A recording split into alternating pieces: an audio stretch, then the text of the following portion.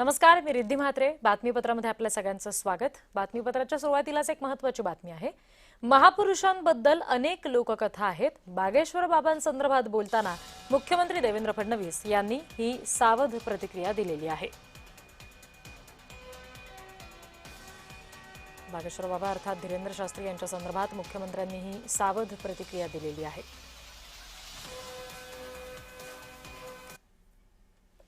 छत्रपति वीर शिवाजी महाराज जब बहुत थक गए युद्ध करते करते, उनको लगा कि हम थक गए, एक दिन स्वामी समर्थ रामदास जी के पास गए और उन्होंने अपना मुकुट उतारा और कहा कि हमने बहुत लड़ाइयां लड़ ली, बहुत युद्ध कर लिया, अब कृपा करो कि अब हमें बहुत लड़ना नहीं, अब एक बड़ी दया करो, ये मुकुट संभालो, आप ये राजपाट आप संभालो, आपकी आज्ञा से ही हम चले, अब हमसे चला नहीं जा रहा, अब हमसे युद्ध लड़ा नहीं जा रहा, हम बहुत थक गए, अब हम विश्राम चाहते हैं, अब हम आराम चाहते हैं, अब हम कुछ दिन कुछ करना नहीं चाहते. इतिहासामध्ये अशा प्रकारचा कुठलाच दाखला आपल्याला पाहायला मिळत नाही.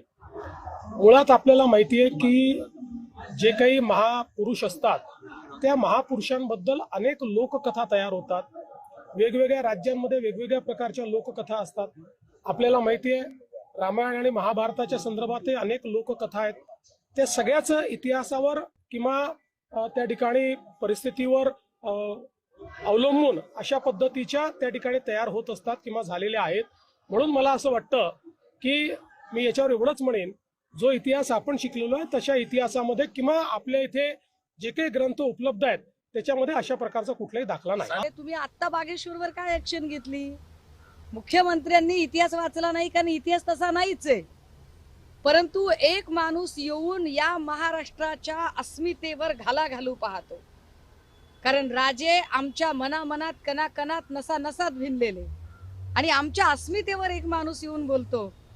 आणि त्या कार्यक्रमाला विशेषतः तिथेच मज्जाव केला जात नाही.